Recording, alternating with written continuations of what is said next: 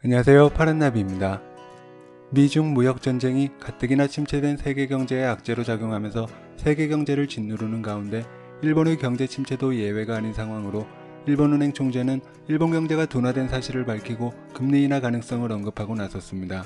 게다가 일본은 미국이 중국과의 무역전쟁을 마무리하는 상황에서 미국과 본격적인 무역 협상을 시작했는데 관세 문제만 협상의 중심으로 삼으려는 일본 측 입장과 달리 포괄적인 자유무역 협정을 맺기 위한 교섭이라며 협상 범위를 넓게 잡고 있는 미국 때문에 상황은 더욱 나빠질 것으로 우려하고 있습니다.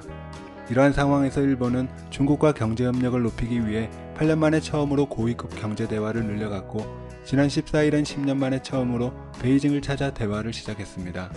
이를 통해 일본은 자국의 쇠고기를 수출할 수 있는 길을 열었고 후쿠시마 지역 농수산물 수출 문제도 조속히 풀겠다는 의지를 보이며 돈독해진 양국 관계를 알리고 있죠. 하지만 상황은 오히려 일본이 난처해지면서 악재를 만났다는 분석도 나오고 있습니다.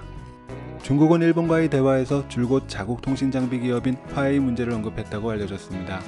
일본 언론은 참석자의 발언을 통해 중국 측의 관심은 오로지 화웨이였다며 당시 분위기를 전하고 있죠.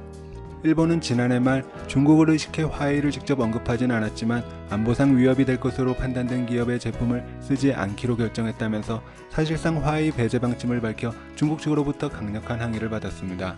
그리고 미국은 여전히 화웨이 문제를 언급하고 있는 상황으로 이번 미중 무역 협상에선 양국이 빠른 합의를 위해 일부러 화웨이 문제를 언급하지 않았다고 전해질 만큼 민감한 사안인데 일본이 중국과의 대화에서 화웨이 문제만 집중적으로 지적받자 미국과 중국의 핵심 이슈에 대한 개입을 피할 수 없게 됐다면서 미국과 협상을 앞두고 새로운 불씨를 키웠다는 지적입니다.